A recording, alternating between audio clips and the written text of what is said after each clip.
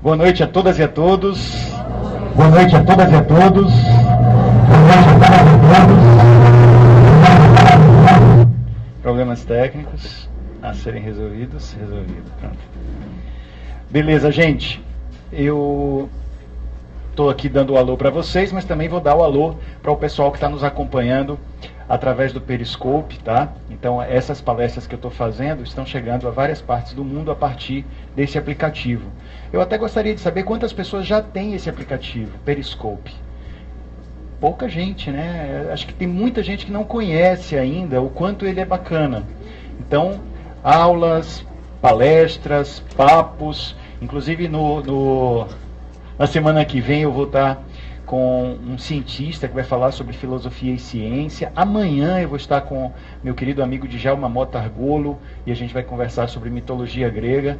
Então, várias coisas estão sendo transmitidas através do aplicativo. Dê uma procurada, é um aplicativo chamado Periscope, com E no final. E aqui já temos muitos amigos que estão conosco, nos acompanhando no Periscope, tá?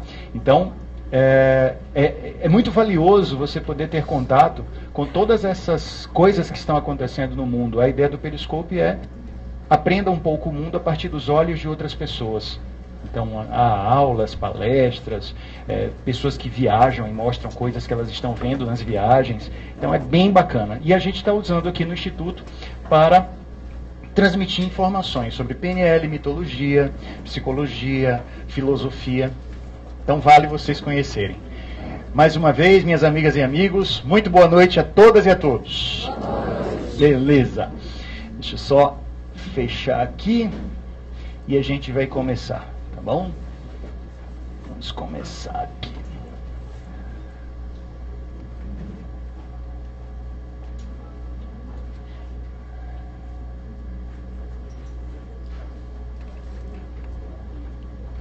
Muito bem, muito bem, muito bem. Como minha voz está chegando até vocês, aí no fundo, tá bom?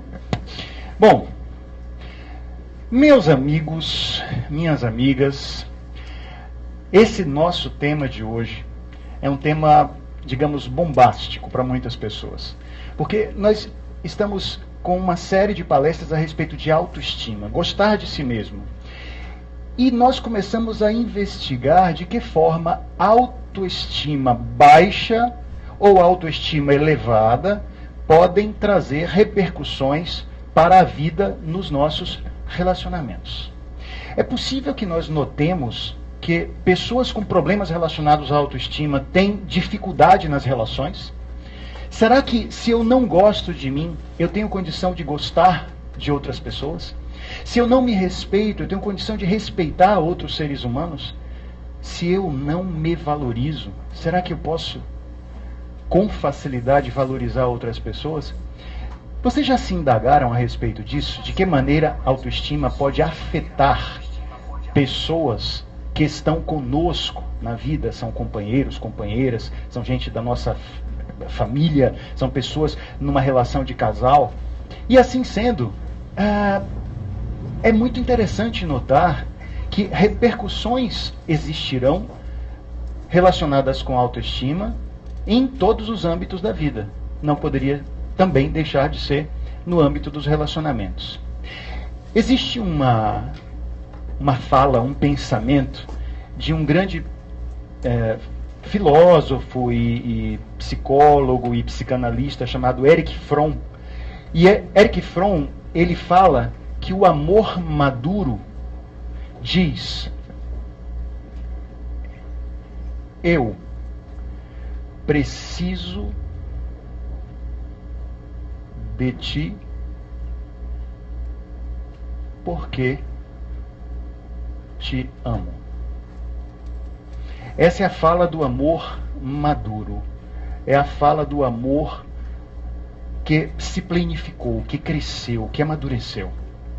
Eu preciso de ti porque te amo. Mas existe uma fala do amor imaturo, que é: eu te amo porque preciso de ti. Será que dá para a gente entender o que Erich Fromm queria dizer com isso?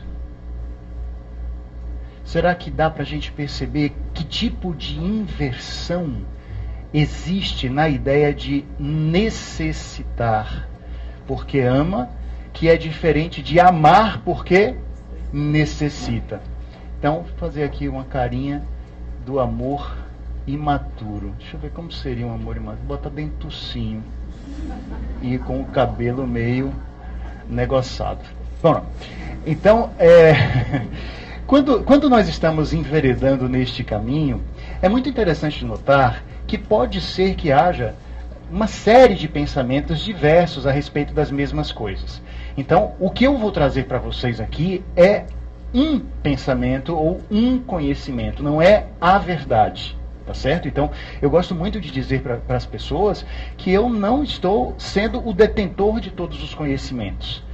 Na minha ideia, eu sou uma pessoa que pesquisa, que trabalha, que busca o tempo todo.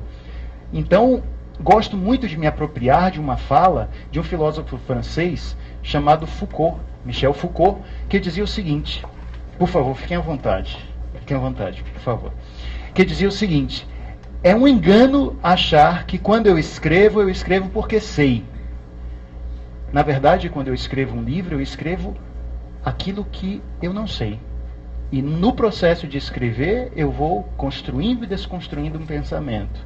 Eu vou, inclusive, construindo e desconstruindo quem eu sou. Percebem essa ideia? Então, na hora que eu me aproprio de um público como esse aqui, nós temos quase 100 pessoas nessa sala, mas talvez umas 100 ou mais no Periscope. Quando eu estou diante de vocês conversando, eu estou falando sobre coisas que eu quero saber. Não coloco este saber como algo completo, algo já pronto, formado, mas sim como algo que eu estou buscando o tempo todo. E assim, gente, nessa nossa fala, nesse novo momento aqui, esta noite, vamos conversar sobre esse tema, explorando bases que são as bases tradicionais para o meu trabalho, como a programação neurolinguística, o coaching e a filosofia, tá? Que são coisas que me dão o alicerce de que eu preciso para poder falar as coisas que eu falo, tá bom? Então, começando aqui, essa ideia, nós vamos enveredar e começar a pensar em relação às necessidades que o amor traz. Vocês já pararam para pensar a respeito de que o amor pode trazer algumas necessidades? No momento em que eu estou amando, mas mais que isso, no momento em que eu estou apaixonado por alguém, eu começo a ter algumas necessidades? Aliás, um outro psicanalista, chamado Lacan, nos dizia algo muito interessante, e ele tem uma pegada muito interessante para nós que gostamos de comunicação. Os penelistas, aqueles que estudam programação neurolinguística, se debruçam sobre a comunicação. Lacan falava algo muito interessante. Amar alguém é vender o que não se tem para alguém que não existe. Como lhe soa isso? Amar alguém é vender o que não se tem para alguém que não existe. Na verdade, quando ele fala a respeito disso, e quando ele traz este pensamento, para mim, ele tem muito mais a ver com o apaixonamento do que propriamente com o amor. No apaixonamento, e aliás a própria palavra paixão, ela vem de um radical linguístico que tem na sua etimologia a palavra pathos, que será o mesmo radical, o mesmo prefixo, que na etimologia da palavra patologia, patológico, será a construção desta palavra. Quando nós falamos sobre isso, é interessante começar a pensar, será que o apaixonamento tem um quê de patologia? Será que apaixonar-se por alguém pode trazer algum tipo de ideia parecida com a ideia de uma doença? O que é que vocês acham? Eu posso, por exemplo, adoecer de paixão? E vocês, podem? Vocês estão dizendo de mim, né? Eu perguntei, eu posso adoecer de paixão? Vocês disseram que eu posso. Mas e vocês, podem adoecer de paixão? Ok. Já adoeceram de paixão, por sinal? Já adoeceram? Que bom, eu não sou sozinho nessa história. E esse adoecimento, para muitos pensadores, era algo para a gente fugir. Era algo para, se você gosta de você, faça-me um favor, fuja da paixão. Não se apaixone. Dentro dessa perspectiva, existe um pensador muito antigo, lá na Roma antiga, Lucrécio, que ia dizer coisas muito interessantes sobre como você pode fugir da paixão. Eu vou até lançar para vocês algumas dicas. Você está se apaixonando? É melhor que não se apaixone. Tá? Mas se por acaso você já estiver apaixonado, existem algumas dicas de Lucrécio para você. A primeira delas é: pense em coisas que não são agradáveis dessa pessoa. Tá? Passe um bom tempo pensando em coisas não agradáveis. Dizem alguns que joanetes, né? Joelho, cotovelo, que são coisas meio feinhas das pessoas normalmente. A pessoa é linda, mas tem um joanete. Pense no joanete dela, para que a sua paixão não aconteça. Se ela já está muito firme, visite a pessoa em horários não avisados, não programados. Pegue a pessoa de surpresa, descabelada, feia, sem maquiagem. Então, junte todos esses detalhes que não são interessantes na tua mente para você ficar o tempo todo revendo e revivendo mentalmente para que você não se sinta apaixonado. Lucrécio vai além. Lucrécio diz assim: está se apaixonando? Faça muito sexo com outras pessoas. A ideia dele é essa, para você se libertar da paixão. Tá? E se você não tiver muita chance, seja lá por que motivo, masturbe-se. Muito. Porque aí você não tem cabeça nem energia para pensar no objeto da sua paixão. Mas vamos deixar Lucrécio de lado, que ele está trazendo umas ideias um pouco malucas. Oi, Martinha. Tá certo, Martinha. Você vai ficar aí em pezinho? Tá. Seja bem-vindo. Por favor. Gente, eu fico muito feliz de ver o quanto esses assuntos interessam as pessoas, né? Hoje, provavelmente, vocês vão deixar de ver a facção, vão deixar de ver Romero, não é? A novela das 8, das 9, para poder estar aqui falando de amor comigo. Oi, fica à vontade, meu anjo. Tá bom, fica à vontade. A gente tem aqui, já que estamos falando de amor, tem que se transformar esta casa num coração de mãe. Tá? Muito bem, então, dentro dessa perspectiva, amigos, a ideia de apaixonamento, para algumas pessoas, pode ser assim, algo assustador. Eu diria que o apaixonamento pode ser algo assustador quando nós não temos autoestima. Um pouco mais de autoestima pode permitir a você uma capacidade de gerenciar emoções, sentimentos e o arroubo que este tipo de apaixonamento pode trazer. E dessa maneira você consegue se situar na vida, inclusive encontrando nas paixões algum tipo de combustível. Porque é bem provável que algumas pessoas aqui já viveram paixões que os alimentaram, que trouxeram fôlego novo para a vida. E não falo apenas de paixão em relação a outro ser humano. Eu estou falando de paixão, por exemplo, por um ideal. Uma paixão pelo seu trabalho, uma paixão por algo que para você te toma, é um arroubo, te encanta, te faz acordar com ânimo, com gás, com energia. Então, é possível também verificar esse outro tipo de pensamento a respeito daquilo que nós chamamos de paixão. Estamos juntos? Vamos continuar agora entrando mais precisamente naquilo que é a programação neurolinguística. Inclusive, essa palestra é uma das palestras introdutórias ao curso de programação neurolinguística, que é o curso básico, um curso de 60 horas, que nós fazemos aqui em Salvador já há 20 anos. Deixa eu diminuir um pouquinho aqui. E esse curso, ele traz para nós a possibilidade de investigar de que maneira a programação neurolinguística pode nos trazer mais resultados para a vida. Então, provavelmente vocês receberam os papéis, né, com as duas turmas que falam sobre horários, valores, como as duas turmas se colocam. Algumas pessoas preferem, por exemplo, o curso extensivo, o formato extensivo. Então, uma vez por semana, aqui nesta casa, das 2 às 7 da noite. Uma vez por semana, que é a quinta-feira.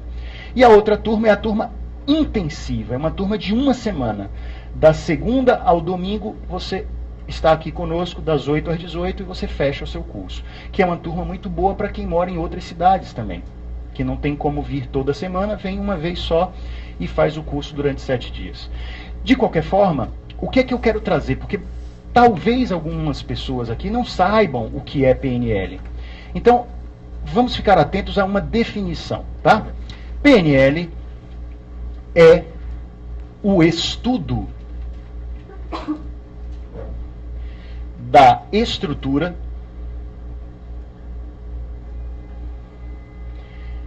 da experiência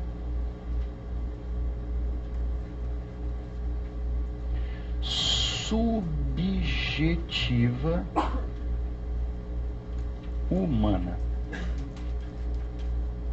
Esse é um conceito que nos é dado por um dos seus criadores, pelo Richard Bandler, e que quando você vê assim, você diz assim, ah, tá, mas não entendi nada. Talvez isso tenha acontecido com vocês. Por exemplo, vocês podem chegar hoje em casa, subindo no prédio, e alguém pergunta, onde você estava esta noite? Você, eu estava numa palestra, Cal Mascarenhas, falou sobre um negócio lá de PNL. E a pessoa muito curiosa vai lhes perguntar, e o que é PNL? Já que estamos num período quase eleitoral, alguém vai perguntar pensando que se trata de um partido, né? Talvez partido neoliberal, alguma coisa assim. Mas aí você vai dizer, não tem nada a ver com política. Lembrem dessa definição e digam, porque ela é uma excelente definição de elevador. O que é uma definição de elevador? Aquela que você pode falar para o seu interlocutor, dentro do espaço em que ele está com você no elevador, ele sai no andar dele e se manda e pronto. Então, olha só, o que é PNL? É o estudo da estrutura da experiência subjetiva humana. E esta pessoa vai olhar para você e vai achar que você é uma pessoa muito inteligente, muito sábia, porque você disse essa construção, e essa construção tem uma beleza, né? Tem um quê, sei lá, pomposo, mas embora essa pompa toda, ela não lhe diz muita coisa. Vamos então dividi-la, tá?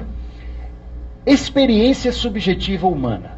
Gente, amor é uma experiência objetiva ou subjetiva?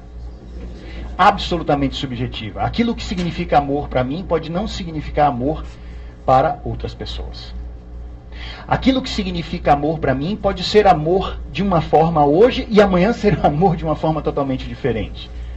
Então, toda vez que a gente está falando sobre experiências subjetivas, olá, tudo bom? Fique à vontade, Sebastião, fique à vontade. Eu vou... eu dou um jeito, a gente se arruma. Então, experiências subjetivas humanas. O que vocês pensam a respeito, por exemplo, de algumas emoções? Emoções. Tristeza, medo, raiva, são experiências objetivas ou subjetivas? Subjetivas com componentes físicos objetivos também. É uma grande mistura, porque corpo, mente e emoção são parte de um sistema único nos seres humanos. Mas são experiências que, quando nós sentimos, nós percebemos que elas não são muito fáceis de serem concretizadas. Pensamento, desejo, programação de futuro. Nós podemos pensar em sonhos, em objetivos, em propósitos. Tudo isso está aqui, ó. Experiências subjetivas humanas. O que a programação neurolinguística fez? Ela começou a pensar que mesmo essas experiências, tendo um caráter subjetivo, elas podem ter por detrás uma estrutura, uma coisa um pouco mais concreta. E se nós estudarmos, nós podemos conhecer as estruturas e assim essas realidades aparentemente subjetivas, muito etéreas, muito pouco mensuráveis, elas podem ter um pouco mais de compreensibilidade, se é que a gente pode usar esse termo. Elas podem se tornar mais compreensíveis para as pessoas. E se eu estudar como é a estrutura de uma pessoa que consegue grandes resultados, como é que pensa uma pessoa que é excelente em amar, como pensa e sente uma pessoa que é excelente líder ou excelente comunicador, se eu conheço essa estrutura, eu posso começar a ensinar outras pessoas também. Então a ideia da PNL é debruçar-se sobre as pessoas excelentes para que seja mais fácil ensinar a excelência. Por isso que num curso de programação neurolinguística, a ótica é: vamos estudar a excelência humana. Excelência em sentir, excelência em lidar com as próprias emoções, excelência em comunicar e mais. Não é só uma comunicação de pessoa para pessoa, que a gente poderia dizer uma comunicação interpessoal. Nós também temos uma comunicação intrapessoal, que é a maneira como eu me comunico pensando dentro da minha mente. Porque dentro da minha mente existem muitos eus, que nós vamos chamar de nossas subpersonalidades. E por isso, esses euzinhos, eles estão em contínuo processo de comunicação dentro de nós. Ao ponto de, em alguns instantes, nós estarmos com uma parte que diz faça tal coisa, outra parte diz não faça. Um lado seu diz isso é bom, o outro lado diz fuja, isso é ruim. Um lado diz larga o emprego, véi. O outro lado diz fica bobão. É muito melhor você garantir, não é? Porque o certo é mais interessante que o duvidoso. Um lado seu diz se case. O outro lado diz compra uma bicicleta. Então você está vivendo uma série de questões em que as suas subpersonalidades, ou seja, essa experiência subjetiva humana da comunicação interna, não está em sintonia. Os diversos pedacinhos estão em conflito, que a gente chama de conflito ecológico interno. Partes brigando dentro da mente. A programação neurolinguística vai te ajudar a conhecer essas partes, para poder, em algumas técnicas, ajudar você a ajustar isso dentro de você. E isso tem a ver com autoestima, porque muitas dessas partes são programações nossas. Vamos imaginar uma jovem. Essa experiência, esse relato está no livro Soluções, da Leslie Bandler, uma autora que fala sobre neurolinguística. Ela é terapeuta. Ela cuidava de uma jovem, uma mulher jovem, 30 e poucos anos. E essa mulher tinha muitos problemas com relacionamentos. Ela não dava certo com o homem. Ela saía de um cafajeste para encontrar um canalha. Vocês sabem pessoas que têm esse tipo de, como se diz, dedo podre. Quando ela aponta justo para quem não presta e vai. Né? E aí ela estava fazendo uma espécie de trabalho regressivo na terapia e a doutora Leslie conduzindo esse trabalho. De repente ela lembra de um momento quando estava com mais ou menos 13 anos de idade e era uma mocinha.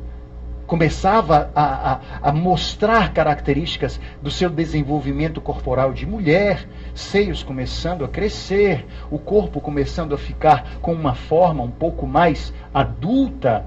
E a mãe, que era uma mulher hiper revoltada com homens, sempre tinha tido problemas nas relações, inclusive estava divorciada pela 3ª ou 4ª vez. Ela diz para a filha: minha filha, fique aqui sentada no sofá que hoje eu vou te dar uma lição muito importante. Não quero que você se esqueça dela jamais. E a menina lá com seus 13, 14 anos ficou sentadinha. E esta mãe vai até a cozinha, fala alguma coisa no ouvido do priminho da menina que estava lá e diz: faça isso que eu te disse. Aí o rapazinho chega para a menina, mexe no cabelo dela. Depois olha para ela, solta um beijo. Depois faz um carinho E aí a mãe chega para ela e diz: minha filha, quando qualquer homem fizer alguma coisa assim com você, fuja, porque homem não presta. Essa experiência tinha ficado esquecida, completamente esquecida dentro da sua mente. Mas no processo de terapia isso voltou, isso retorna. E aí ela começou a pensar: puxa, agora com meus 30 e poucos anos, tendo vivido uma série de dificuldades em relacionamentos, será que não há aí, nessa experiência, uma programação de uma subpersonalidade que vai ficar rodando no cérebro desta pessoa, fazendo o quê? Afastando ela de homens. Porque homem não presta. Esta foi a programação recebida. Nós temos programações que recebemos que ficam rodando na nossa mente sem que nós nos demos conta. Estão rodando na mente. Estão apenas trazendo resultados, mas você não sabe que aquela programação foi feita.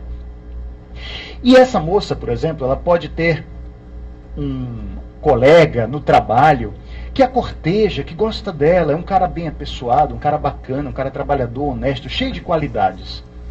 Mas observe o que a mente dela faz com uma programação como essa. Homem não presta. Homem não presta. Se este aí presta, ele não é homem. Entende? Mas a gente podia dizer: poxa, então quer dizer que ela olha o rapaz e fica com dúvidas sobre a natureza sexual dele? Não, não é isso. Ela o olha como colega, ela o olha como brother, high five, amigão, gente boa, é um irmãozão que eu tenho no trabalho.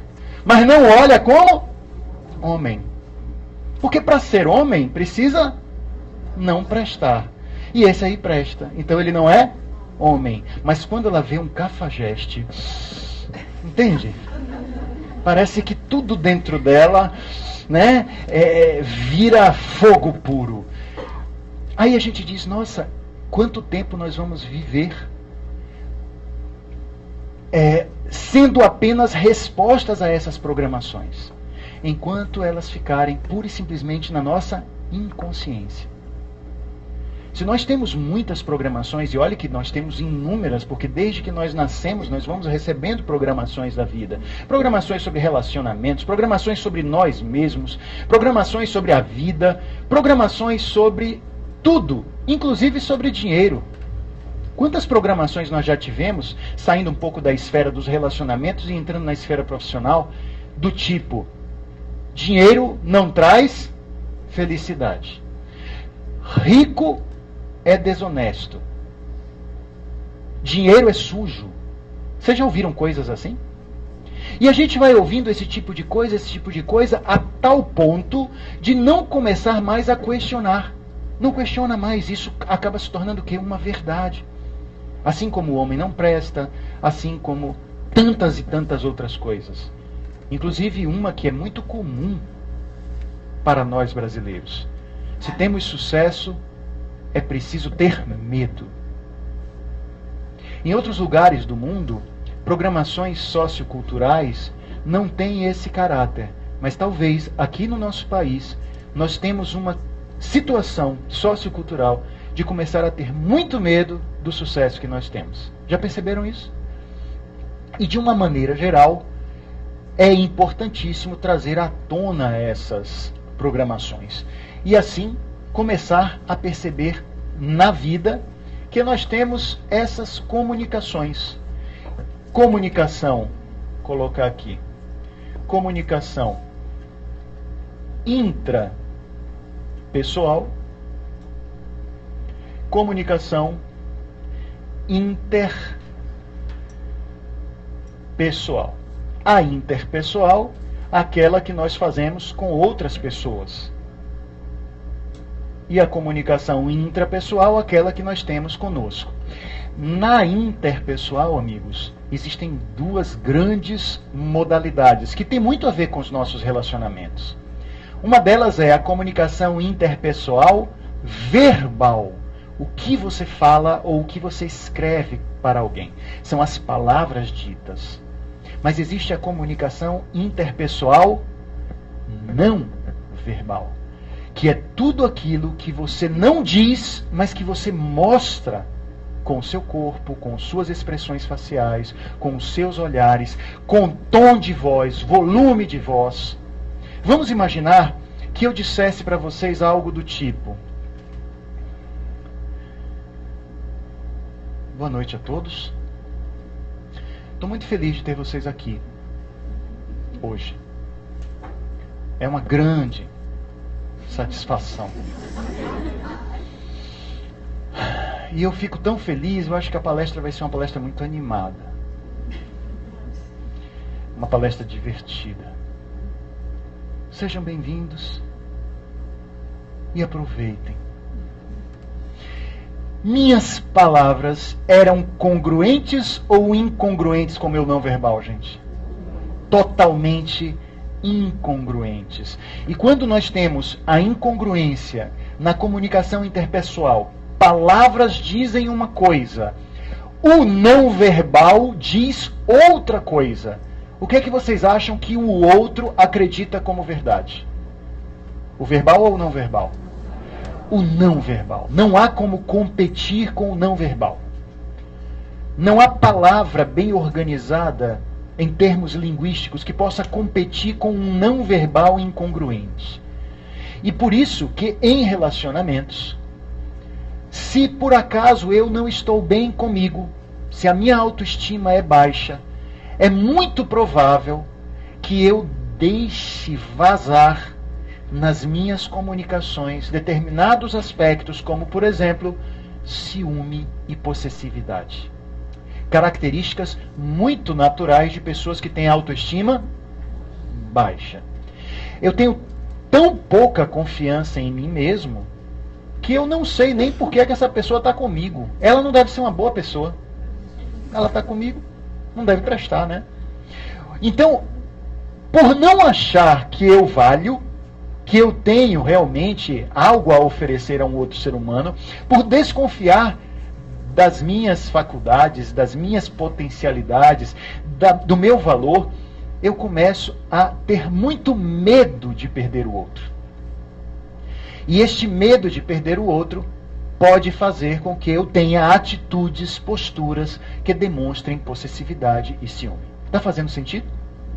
E isso pode ser altamente destrutivo nas relações, porque o outro pode gostar muito de você e consegue ver em você muitas coisas maravilhosas. Quem não está vendo em você coisas maravilhosas é você mesmo. O outro te olha com encantamento, o outro te olha com desejo, o outro te olha com paixão, com amor, mas você não está se olhando assim. E aí as coisas complicam. Autoestima baixa pode gerar muito ciúme e pode gerar também muita inveja. Eu estou numa relação e fico olhando a felicidade dos outros nas relações deles. E fico olhando, pô, meu amigo fulano é mais feliz que eu com a namorada dele. A pessoa que está do meu lado não deve ser uma boa pessoa, porque eu não sou um cara legal. Mas aquela pessoa lá que está com ele, olha como eles são felizes. Ou seja, você está desfocando da sua própria realidade e começando a focar demasiadamente o outro com a sensação de inveja. E, aliás, quando nós falamos de ciúme e de inveja, é muito interessante. O ciúme tem a ver com três, normalmente, né? Você, o objeto do seu amor, e aquele ou aquela que causa a sensação de possível perda. E na ideia da inveja, tem a ver com dois, né? Eu invejo o outro. Alguns autores, como por exemplo o doutor, professor Leandro Carnal, ele costuma dizer que a inveja não tem dimensão positiva. Não tem. Toda inveja tem um caráter de querer que o outro não tenha a felicidade que o outro tem. Aí a gente diz, não, mas eu tenho aquela inveja que é uma inveja... sim, aí entramos no processo do preconceito étnico, né? Inveja branca é puro preconceito. Tá, então é branca e é boa porque é branca? Que onda, né? Como é que é isso? Esse é um alerta interessante que o professor Leandro Carnal nos faz em algumas palestras. E é muito interessante começarmos a perceber isso. Se fosse admiração, eu quereria aprender com o outro. Mas quando se trata de inveja, o que eu quero é que o outro se dê mal. Eu não tenho essa felicidade, por que que ele vai ter? A autoestima elevada, ela me livra desses pensamentos. Porque eu começo a focar a minha vida em mim. Há uma outra linha de pensamento que traz um alerta interessante e é do pensador Zygmunt Bauman. Zygmunt Bauman, ele fala do amor líquido. A ideia do amor líquido, um amor que se derrama, que não tem contenção, mas isso não no sentido da expansão, no sentido da fluidez. Então, eu amo, mas se eu tiver qualquer probleminha com essa pessoa, eu deixo de amar muito rápido, porque tem muita gente mandando currículo para mim. Entendeu a ideia? Então, eu não procuro mais a interação, o aprofundamento, a resolução dos problemas. Eu começo a entrar num processo de, olha, está dando dor de cabeça, procuro outra pessoa. E se der dor de cabeça, procuro outra. Ou seja, o amor virou uma coisa líquida, uma coisa que flui numa rapidez muito vertiginosa, trazendo para nós pouco aprofundamento nas relações. A investigação de Zygmunt Bauman tem a ver com uma sociedade líquida, que acaba se transformando assim por conta também da evolução da tecnologia. Nós podemos perceber que as coisas são muito fluidas hoje em tempos de Facebook, WhatsApp e coisas tais. Tudo é muito rápido. Fama é muito rápido de obter e muito rápido ela também se vai. As coisas acontecem de uma forma muito veloz. E se não tivermos cuidado, o nosso amor acaba indo nessa mesma linha, se tornando veloz e pouco profundo. Veloz e inexistente. Veloz e incapaz de nos colocar numa condição humana de ser alguém que ama um outro. Ser alguém que ama um outro, verdadeiramente outro. Porque senão, nós vamos querer que o outro esteja sob nosso poder. Como assim? Eu não gosto de mim. Eu tenho problemas com autoestima. Então, eu preciso garantir que este outro vai funcionar do jeito que eu quero que ele funcione. Eu começo a me apoderar desta pessoa. Aí vem um pensamento que brota da análise junguiana, quando Carl Gustav Jung nos propõe uma reflexão sobre o oposto do amor. Se vocês pudessem pensar no oposto do amor, que ideias vêm à mente? O oposto do amor é ódio, o oposto do amor é raiva, o oposto do amor é medo, que mais? Alguém pode dizer assim, indiferença, tem gente que diz, o oposto do amor é indiferença, né? Mas essa proposta de entendimento que Jung traz, para mim, ela soa bem, ela me faz refletir. O oposto do amor é o poder. O oposto do amor é o poder. Onde há muito amor, não há espaço para poder. Onde há muito poder sobre o outro, não há espaço para o amor. Ao ponto de que amor e poder são sombras um do outro. O que é que Jung quer dizer com isso? Se eu me apodero de uma outra pessoa, fazendo com que ela funcione do jeito que eu quero, fazendo com que ela seja do jeito que eu quero, fazendo com que ela viva do jeito que eu quero, ela deixou de ser ela mesma. Então eu, me apoderando dela, eu arranquei dela talvez a característica humana mais preciosa, a própria identidade, a própria individualidade. E nesse momento, o amor não existe. Então, se eu tenho muito ciúme, se eu tenho muita insegurança comigo, o meu relacionamento será um relacionamento de poder sobre o outro. E na hora em que eu falo em que eu vivo essa realidade, eu estou afastando dessa relação a possibilidade amorosa. E aí, gente, uma coisa interessante. Vocês acham que isso é apenas para um relacionamento casal? É possível ver isso acontecer entre amigos? Oh, e como? Ciúmes entre amigos, eu já vi coisas absurdas, né? Até. Pais e filhos, irmãos. Então, quando falamos sobre essa ideia, estamos estendendo para qualquer tipo de relacionamento que envolva esse afeto na dimensão um e outro. Ok? Tamo junto, gente? Tamo junto? Beleza. E aí, eu criei para ajudar a gente em uns pensamentos o que eu chamo de matemática do amor. O que seria essa matemática do amor? Observem.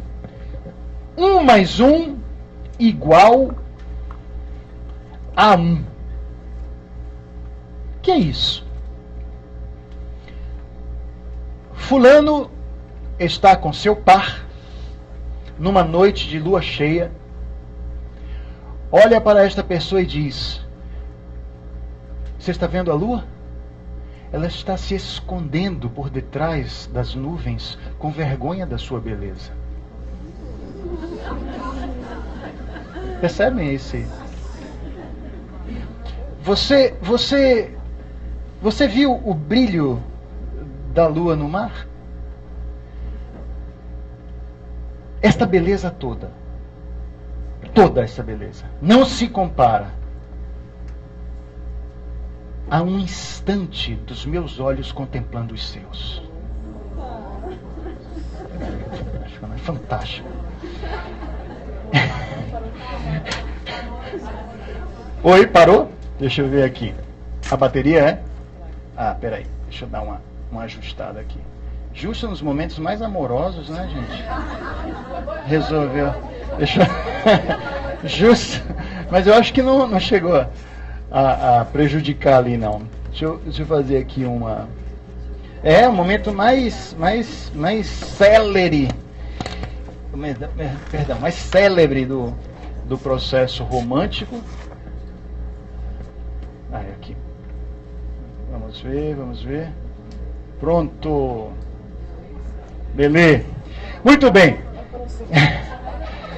E aí, de repente, nós vemos esse casal apaixonado, esse casal cheio de amor, e um diz para o outro: eu e você somos um.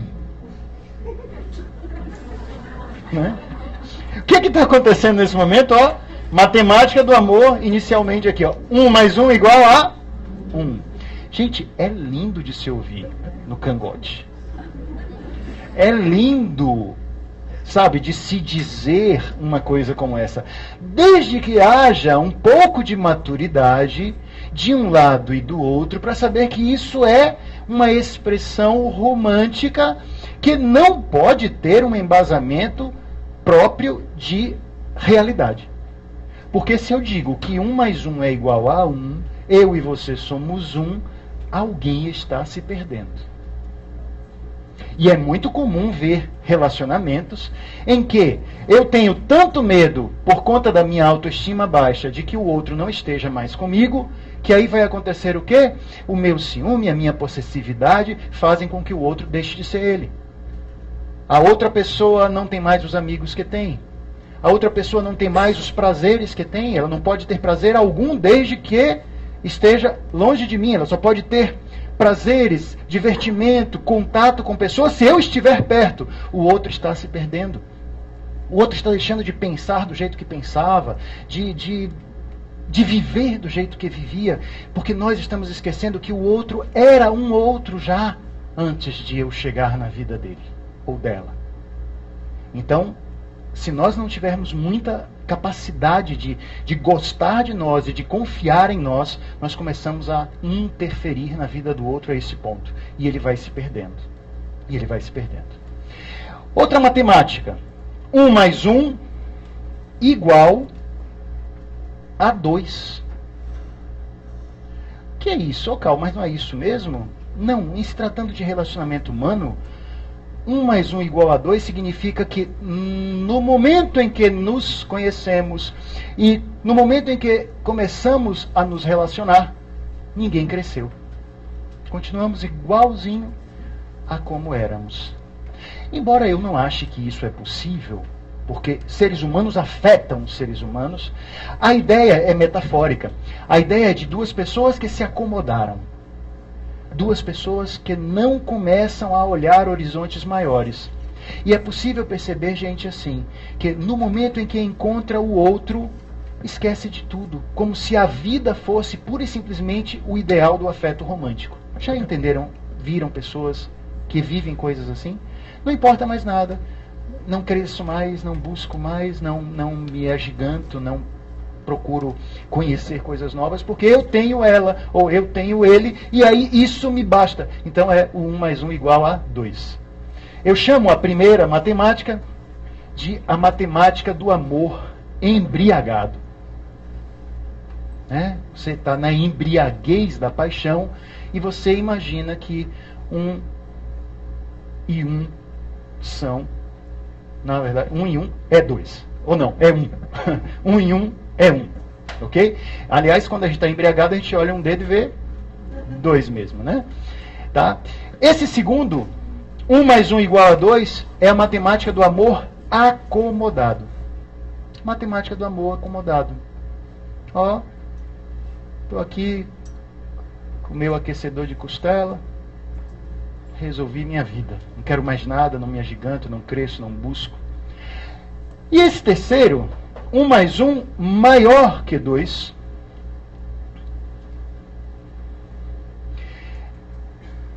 é como eu chamo um amor que se propõe a fazer com que o crescimento aconteça. Eu gosto muito de mim.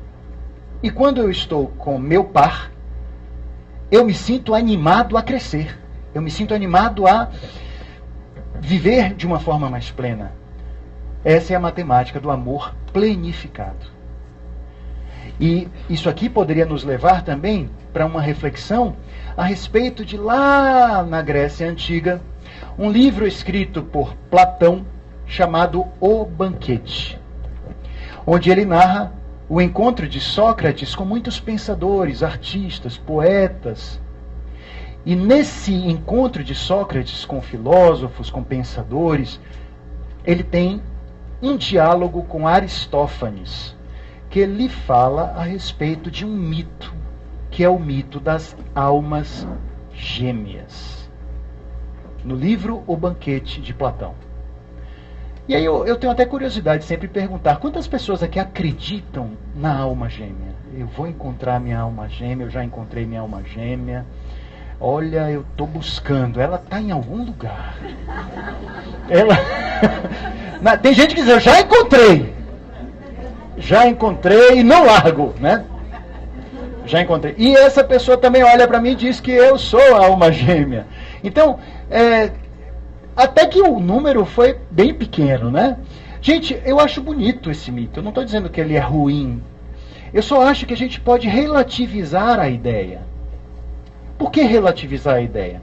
Porque às vezes o mito da alma gêmea nos leva a querer idealizar demasiadamente aquele que vai ser o nosso par, fazendo com que ele precise carregar dos ombros uma responsabilidade muito pesada. A responsabilidade de ser um ser que preencha todas as suas projeções, que atenda a todos os seus desejos, os seus lampejos imagéticos a respeito do que deve ser esse outro ser. E a ideia da alma gêmea era a ideia de seres ovalados, de seres muito poderosos, que tinham 2 rostos, 4 braços, 4 pernas, eram muito poderosos. Eles eram chamados andrógenos. Existiam esses elementos que lá no princípio dos tempos se tornaram tão poderosos que estavam ameaçando os deuses. Eles queriam subir no Olimpo, eles queriam se meter na vida dos deuses. E aí, Zeus e um conselho divino, o conselho dos deuses no mito, resolve dizer assim, cambada de metidos. Espera aí que eu vou dar um jeito neles.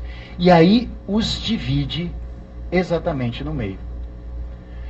E os lança separados. Eles eram poderosos quando eram na forma original. Agora que eles estão divididos ao meio, eles perderam o poder. Eles se sentem tristes, eles se sentem metade. E ficam a vida toda fazendo o quê? Procurando a outra metade. Eles querem demasiadamente encontrar a outra metade. E esse mito, tão antigo, lá da Grécia, faz com que nós estejamos ainda guardando esse tipo de pensamento. Somos metades. Não é? Então, nós somos metades. Como metades, tem gente até que vai para o hortifruti. Né? Somos a metade da laranja, que precisa encontrar a outra metade. Se eu sou uma metade que preciso encontrar uma outra metade, enquanto eu não encontro a outra metade, eu fico infeliz, né? Quando eu encontro a outra metade, que alegria. Tá? Mas é muito importante que a gente saiba que, de repente, almas gêmeas podem se transformar em almas algemas. Né? Se eu fico tão desejoso de encontrar a outra minha metade, quando eu encontro, eu aprisiono. E na ideia de aprisionar, eu fujo do amor. Por quê? Porque aí entra o poder. Aí eu me apodero do outro. E aí eu não deixo o outro ser quem ele é. E isso é muito triste em relação à vida que nós podemos ter com os outros. Seja em que dimensão for, né? Pode ser na relação afetiva de um casal, na relação com o outro, enfim. Gente, outra coisa interessante que eu quero trazer para vocês. Há pouco tempo eu estava investigando uma fala que está no livro. Aliás, vou fazer o desenho, vou ver se vocês se lembram de quem exatamente eu estou. Alguém já falou aqui. Tá? Então, vamos lá. Pequeno Príncipe. O diálogo do Pequeno Príncipe com a raposa. Que me diz aquela fala, aquela célebre frase do diálogo do Pequeno Príncipe com a raposa? Tu és eternamente responsável por aquilo que cativas. O que vocês acham dessa frase, galera? Na moral. O que vocês acham dessa frase? Uma algema, né? Bom, algumas coisas podem ser avaliadas. A primeira delas é que o livro O Pequeno Príncipe não é, de forma alguma, um livro para crianças, na minha forma de entender. Ele pode ser lido por crianças, ok. Mas a profundidade filosófica desse livro é algo incrível. Né? Então, há uma densidade nesse livro em relação ao existencialismo, em relação à filosofia dos relacionamentos, ao ser, ao que é a relação com o outro. É uma coisa realmente muito profunda, construída de uma forma simbólica, de um jeito metafórico. Ok? Muito bem. Tanto é que a edição alemã, quando foi lançada pela primeira vez, tem um prefácio de Heidegger, um grande filósofo alemão. Ok? Exupéry traz a sua metáfora do Pequeno Príncipe, trazendo para cada um de nós reflexões muito interessantes sobre a vida, sobre o amor, sobre o significado das relações. E essa palavra, que a gente traduziu para o português como cativa, né? O verbo cativar, em francês é deixa eu ver se eu escrevi certo. Apprivoiser. apprivoiser, que na verdade significa domar, domesticar. Olha que ideia curiosa. Reconstruindo a fala para o nosso idioma, tu és eternamente responsável por aquilo que domestica, por aquilo que domou, por aquilo que você meio que moldou e adestrou para funcionar de um jeito. Domesticar também tem uma pegada de trazer de fora e colocar dentro de casa, não é isso? A gente pega um gato e domestica, a gente pega um cão e domestica. É um cão porque é um animal doméstico, o gato é um animal doméstico, é um animal para a casa. E se nós entendermos que o nosso mundo interno é uma casa, que é uma pegada metafórica muito forte do Heidegger também, você é responsável por aquilo ou aquele que traz para dentro da sua casa, do seu mundo de dentro. E essa responsabilidade não significa que você está escravizado ao outro, ou que você tem que pagiar o outro eternamente, mas que é responsabilidade sua, se foi você quem trouxe. O outro não arrombou a sua casa e entrou. Você o trouxe para dentro da sua vida. Para a gente não chegar ao ponto e começar a achar coisas do tipo, na linguagem isso se revela. Quando nós começamos a dizer, você me faz infeliz, você me deixa triste. Em relacionamentos isso é terrível. Como assim o outro me faz infeliz, o outro me deixa triste? Se fui eu que peguei o outro e trouxe para dentro. Ah, quando você faz tal coisa, eu me sinto triste. Essa é uma outra forma de pensar. Porque eu estou assumindo a responsabilidade pelo que eu sinto. Eu me sinto com raiva quando você faz tal coisa. Opa, eu assumi a responsabilidade pela minha raiva. Mas quando eu digo, você quer me colocar para baixo, você não me valoriza, você me humilhou, eu estou usando na linguagem, e a neurolinguística nos alerta para isso, uma linguagem que não é proativa e não é assertiva e que faz com que você jogue a responsabilidade nas costas de uma outra pessoa. Eu vou propor, já que estamos falando de relacionamentos, amor e tantas coisas afetivas, eu vou propor a vocês fazerem uma experiência agora. Que você olhe para alguém que está aí do seu lado, que você perceba uma área do corpo dessa pessoa que esteja coberta e uma área respeitosa. Uma área respeitosa. E que você possa passar a mão suavemente sobre essa área coberta e respeitosa dessa pessoa. Tudo bem? Vamos, por favor, fazer a experiência? Joia? Estão fazendo? Muito bem? Pronto. Sensações advindas desse toque. Sensações. Vergonha, cara, eu morri de vergonha. Tudo bem, não tem problema. Outras. Carinho. É gostoso. Pode fazer de novo? Beleza, pode, depois dá. Bom, vamos imaginar que embaixo da sua roupa, da roupa desta pessoa que você tocou, houvesse um ferimento. Houvesse uma queimadura, por exemplo. Na hora em que alguém passou a mão, mesmo que a intenção tenha sido de fazer um carinho, o outro sentiu dor. Eu não posso dizer para esta pessoa, você me causou dor. Posso? Eu posso dizer, eu senti dor quando você passou a mão nesta área do meu corpo.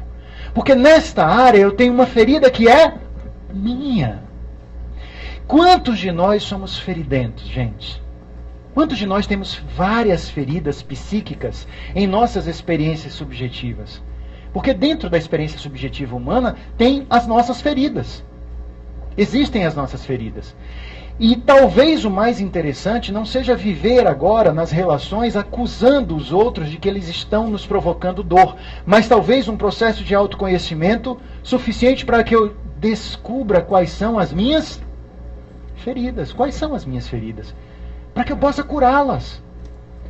É óbvio que se nós tivermos um pouco mais de olhar para quem nós somos, e a autoestima propõe um processo de olhe quem você é, olhe o que você vive.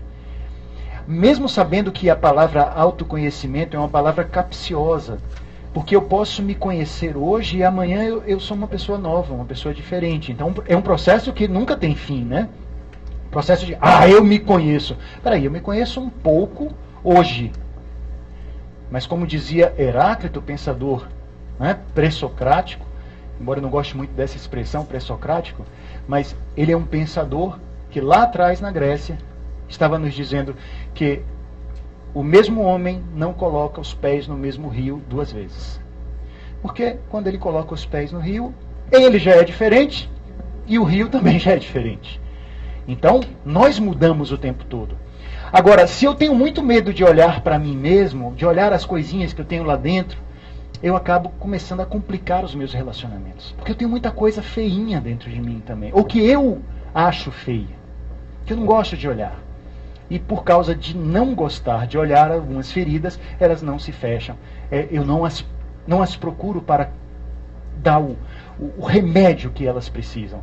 Tá certo? E às vezes é um remédio psíquico. São remédios que têm a ver com experiências subjetivas. Eu trouxe para vocês, junto com esse material, acredito que acho que é a última página. Isso. Há um texto, gente, chamado Amor, Respeito e Liberdade. Esse vai ser uma espécie de prazer de casa para vocês. Eu não gosto de dizer dever de casa, eu gosto de prazer de casa. Se vocês puderem, leiam com atenção e com cuidado esse texto, porque de certo modo ele tem muito a ver com todas as coisas que nós estamos falando aqui. Quando eu escrevi esse texto, eu estava pensando muito em coisas que têm a ver com os relacionamentos. Então é um texto que já tem alguns anos que eu compus, mas ele para mim ainda é bastante atual. E para aqueles que quiserem passar o texto para algumas outras pessoas, basta entrar no Facebook, vocês que estão aí no Periscope, se vocês entrarem no meu Facebook agora, procurarem Cal Mascarenhas, está lá, tanto na fanpage como no perfil Amor, Respeito e Liberdade, que você pode ler e passar para algumas pessoas. Tem uma foto que eu tirei, uma foto de uma escultura, e tem o texto que vocês podem também passar para outras pessoas. Eu acredito que a reflexão que está aí nesse texto pode ajudar muita gente. Tá certo? Então, é como se fosse um presente que eu estou dando para vocês, para que vocês levem alguma coisa depois dessa palestra. Gente, agora que nós estamos caminhando para um fechamento da palestra, primeiro, quando o palestrante, o professor, diz que está perto de encerrar, ele gosta de ouvir um muxoxo da plateia. Então até vou falar de novo, tá? Bom, agora que eu estou caminhando para o encerramento da palestra, é sempre comovente essas demonstrações espontâneas, ouvir demonstrações tão espontâneas assim. Mas assim, tudo que tem início tem meio e tem fim, né? Bom, então, isso aqui também é uma facilitação gráfica, eu faço isso nas minhas aulas. Então, para aqueles que já conhecem, há pessoas aqui que fizeram o curso comigo, Manuel está ali, fez o curso aqui, sabe como eu gosto de fazer, né, essas facilitações gráficas que depois você pode fotografar e quando você olha, você lembra do que foi a aula ou você lembra o que foi a palestra, né? Vem ideias, tá? Então é uma coisa que eu gosto muito de fazer.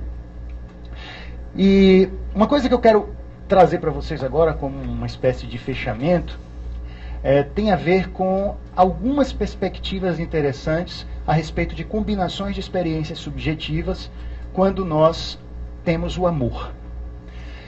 Eu tenho de memória um pedaço, um trecho de um poema de Casimiro de Abreu, que era um poeta da fase do romantismo, Então, normalmente esses poetas da época do romantismo, século XIX, tá, são poetas que tinham uma vida muito melancólica. Em sua grande maioria, aqueles intelectuais eram jovens, boêmios, entristecidos, deprimidos, mas com uma grande carga de verve literária ou de verve poética. E Casimiro de Abreu, por exemplo, morre aos 23. Né? Outro, Álvares de Azevedo, morre aos 21 anos.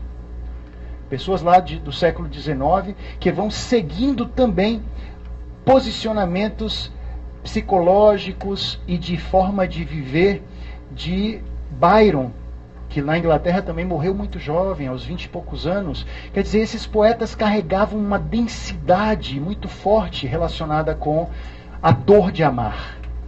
O amar tinha a ver com sofrer. E na fala desse poema, vou tentar me lembrar aqui, nós vamos perceber algumas coisas. Se eu não me lembrar, vocês me perdoem, tá? Mas era algo mais ou menos assim. Quando te vejo e me esquivo cauto, quando te vejo e me esquivo cauto,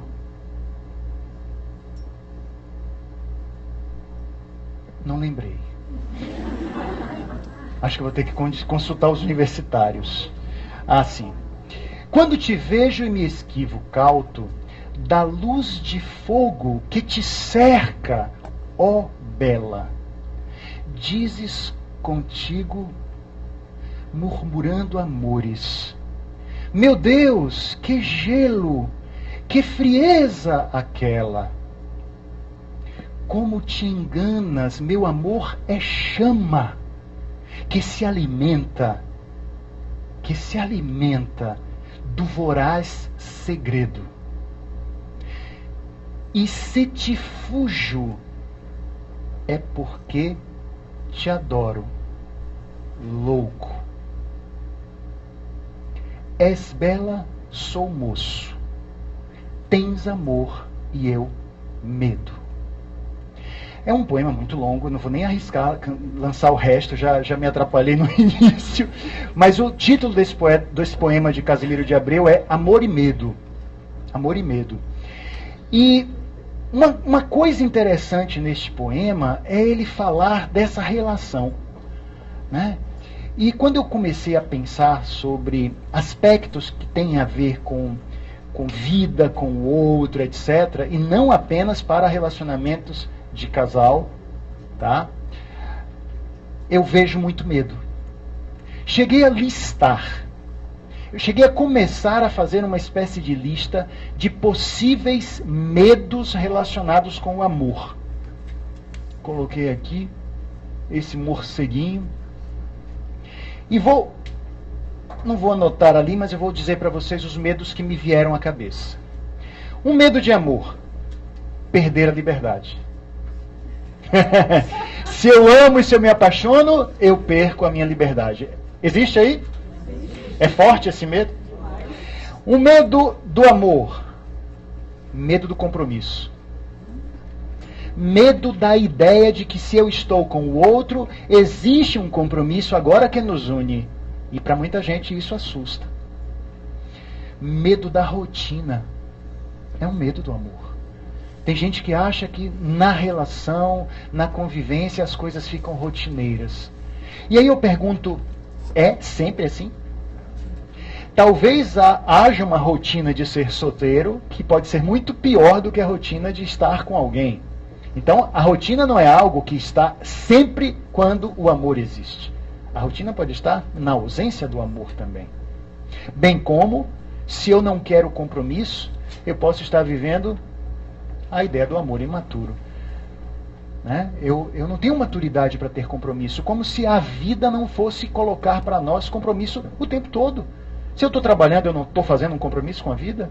Se eu estou vivendo numa comunidade, se eu sou cidadão e não tenho um compromisso, quer dizer, não dá para fugir da ideia de compromisso. O medo da perda da liberdade, que também é legítimo, mas é um medo que também pode ser vinculado a uma falta da ideia da negociação. É como se eu não pudesse nunca negociar a minha liberdade com o outro. E na verdade eu posso. Eu posso negociar a minha liberdade com o outro. Por que as relações precisam ser relações em que nós nos sintamos sempre sufocados? Talvez, se não houver autoestima em alguma das partes. Outro medo interessante. O medo de não ser bom o suficiente. Tem gente que vive essa ideia. Nossa, eu gosto tanto dessa pessoa, eu admiro tanto. Será que eu mereço? Será que eu sou bom o suficiente para estar ao lado desta pessoa, por quem eu me apaixonei? E que tal o medo de ser traído? Outro dia eu sou convidado com certa frequência a falar no Jornal da Manhã a respeito de assuntos relacionados com o comportamento humano. E uma das vezes em que fui convidado foi justamente para falar sobre isso, que um dos maiores medos, sobretudo de homens, é o medo de ser traído. Maior até do que alguns outros medos, como medo de perder emprego, medo da morte. Imagine, fica lá em cima. O medo de não ser amado na mesma intensidade. O medo de errar. O medo do fim. Que tal esse?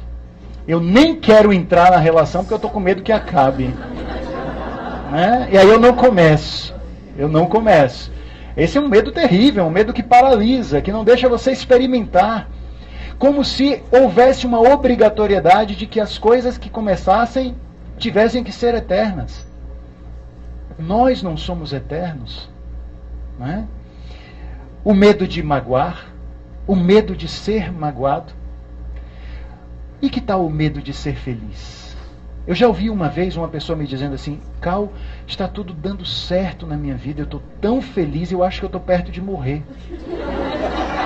É sério! Pessoas que acham que está tudo muito bem é porque alguma catástrofe está perto de acontecer. Não é? O medo de mudar. Se eu me relaciono, eu vou mudar, né? É um outro que eu estou trazendo para a minha vida. Eu estou aprivoziando alguém. Estou trazendo para o meu mundo de dentro alguém. E aí isso muda. O medo de não ser aceito. O medo de revelar-se. Porque em relacionamentos a gente revela quem é. Não sei se vocês já notaram, mas em muitos momentos, quando nós estamos nos relacionando, aí é que nós mostramos aspectos e características que nem sabíamos que tínhamos. Você não revela só para o outro, você revela para si mesmo. O medo da intimidade. É muito interessante que um dos medos do amor, que é o medo da intimidade, me soa assim. Tem gente que diz assim: Cal, eu sou muito íntimo de fulano. Eu digo: é mesmo? Você não... Ah, é. Pois é, ele me conta tudo da vida dele, ele me conta todos os segredos. Ah, tá. E você? Ah, não, eu não conto minhas coisas, não. Ele acha que ser íntimo é saber dos segredos do outro. Para mim, intimidade é você ser capaz de confiar no outro os seus segredos. O medo de enfraquecer. Eu me sinto fraco quando eu estou num relacionamento, porque eu dependo um pouco do outro. O medo da dependência. O medo de ser manipulado por gostar demais. O medo de apegar-se. O medo do pacote social que venha com o outro. Você sabe do que eu estou falando? O que é o pacote social que vem com o outro? Sogra, sogro, amigos, né? Cunhado. O medo da reprovação dos meus em relação a esta pessoa. Sabe como é isso? Eu não sei se as pessoas que são o meu pacote social vão aceitar essa pessoa que eu estou trazendo. Então eu tenho medo. Enfim, esses medos caem se eu tiver autoestima.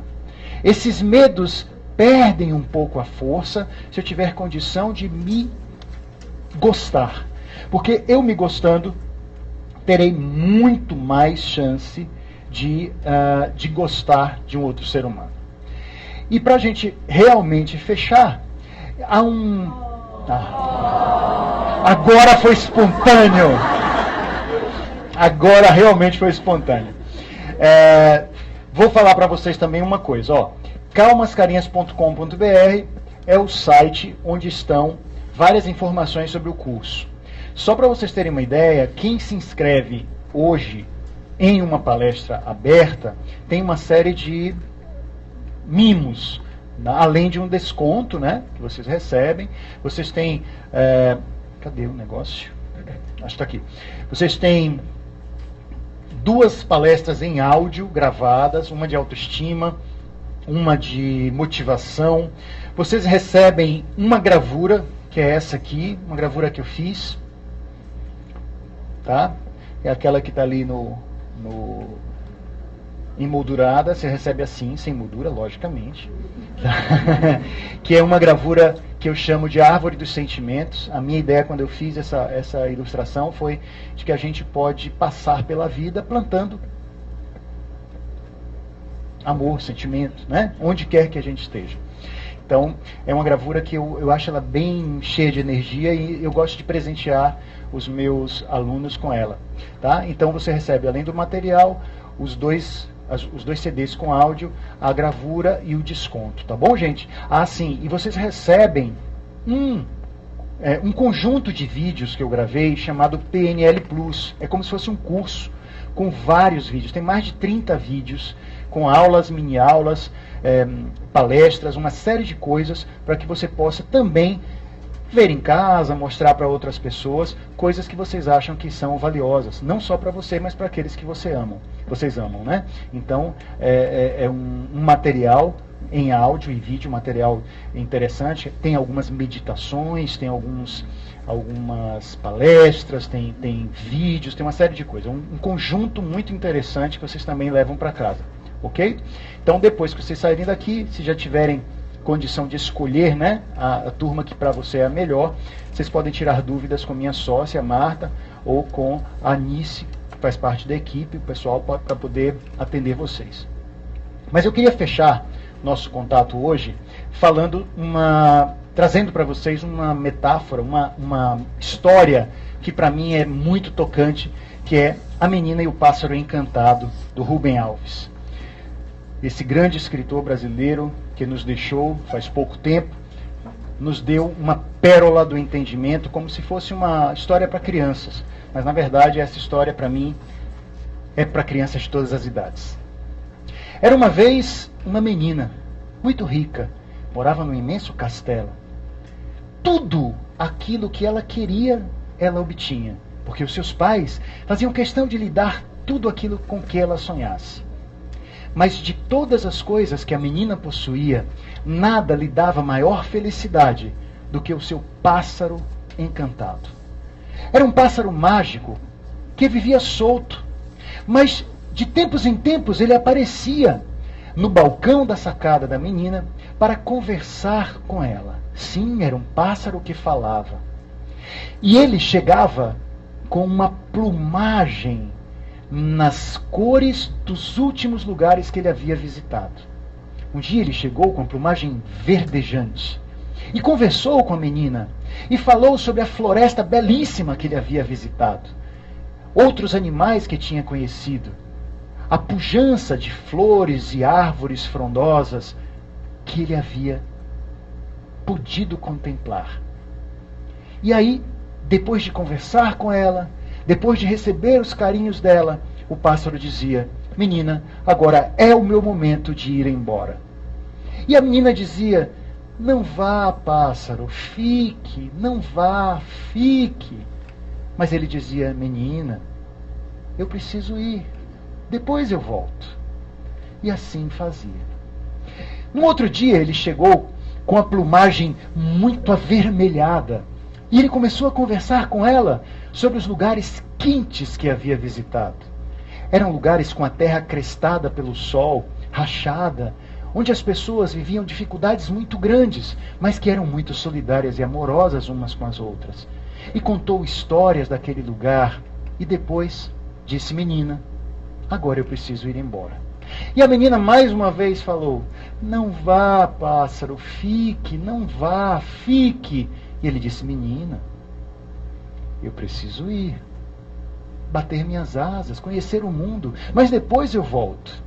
Ela ficava triste, choramingava, e ele ia. Uma determinada vez, ao ver o pássaro se distanciando, a menina fez o seguinte: pediu aos seus pais que encomendasse ao melhor ourives da região uma linda gaiola de ouro com pedras preciosas.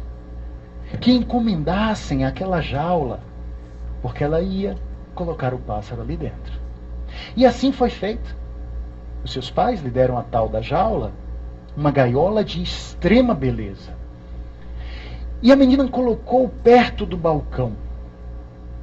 Quando o pássaro voltou, agora ele tinha uma plumagem muito branca, branca e azul.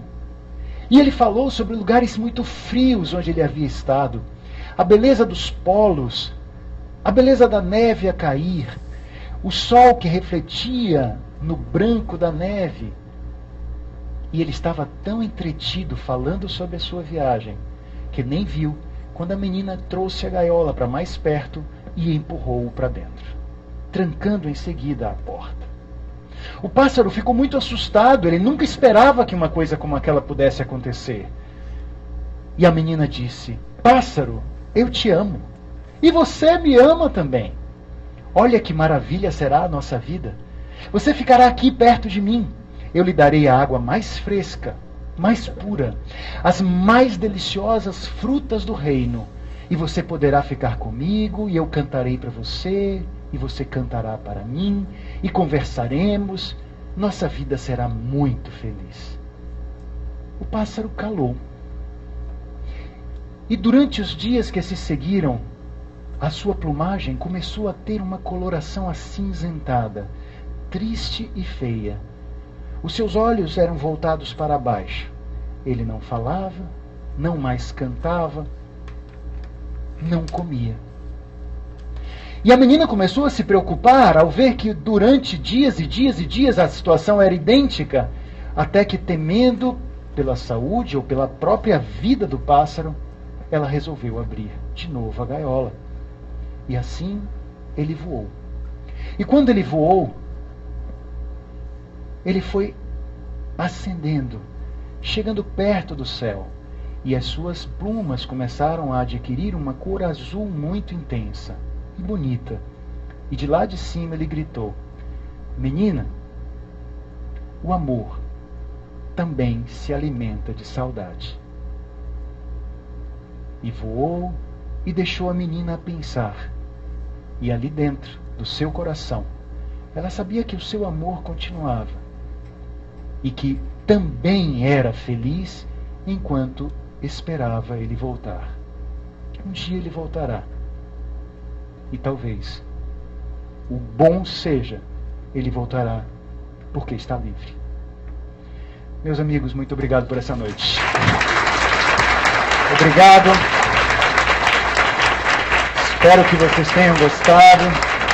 Obrigado a vocês de lá aqui do Periscope. Vou dar uma viradinha, dá um tchau pro pessoal aí, pros seus colegas.